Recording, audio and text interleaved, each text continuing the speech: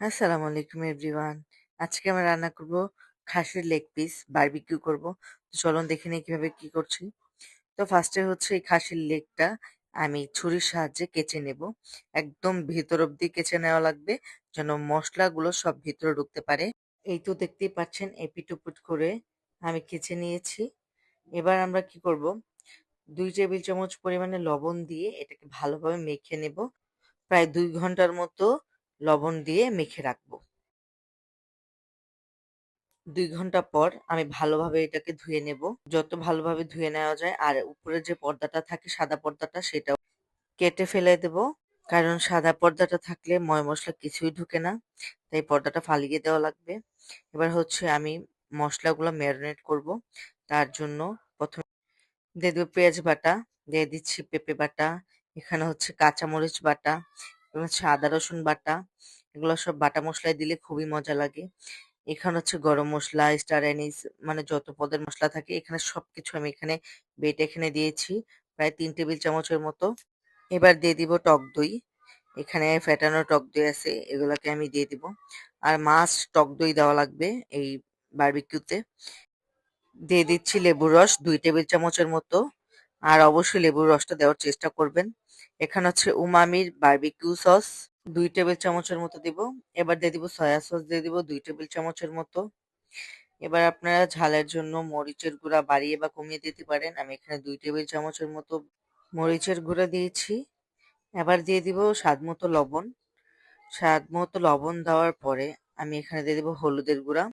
ভিন্ন কোম্পানির আরেকটা বারবিকিউ সস দিয়ে দিচ্ছি 1 টেবিল চামচের মতো। এবার ভালোভাবে এগুলাকে মশলাগুলো মিক্স করে নেব। এবার দিয়ে দিব সরিষার তেল, আর সরিষার তেলটা দেওয়াই লাগবে। এবার ভালোভাবে মিক্স করে নেব। এবার এই যে লেগ পিসটাতে আমি ভালোভাবে এপিট ওপিট করে ভিতরে মশলা যেন যায় এভাবে ভালোভাবে মাখিয়ে নেব। এবার আমি এই লেগটাকে আমি প্রায় 5 থেকে 6 ঘন্টার মতো রেস্টে রেখে দেবো। আপনারা চাইলে ওভারনাইটও রাখতে পারেন। এবার 5 থেকে 6 ঘন্টা পর ফিরে আসছি। এবার আমি বড় একটা কড়াই নিয়েছি। এবার আমার ম্যারিনেট করা মাংসটাকে আবারও ভালোভাবে একটু এপুট ওপুট করে আমি একটু গায়ে গায়ে মশলাটা দিয়ে দিব। এবার আমি কড়াইয়ে সামান্য পরিমাণে তেল দিয়ে দিচ্ছি। তাতে দিয়ে দিচ্ছি আমার লেগ পিসটা, দিয়ে আমি এপিট ওপিট করে ভেজে নেব। তো প্রথম যখন দেখছি আমার কড়াইয়ে ভালোভাবে হয়নি, আমি উল্টাতেই পারিনি।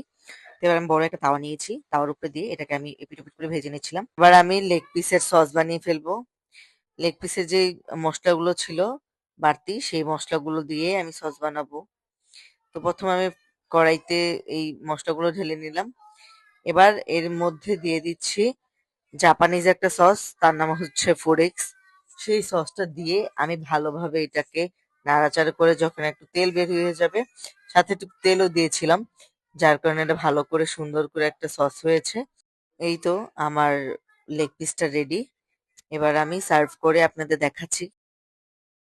জাস্ট দেখেন কতটা লোভনীয় লাগছে এটা দেখতে।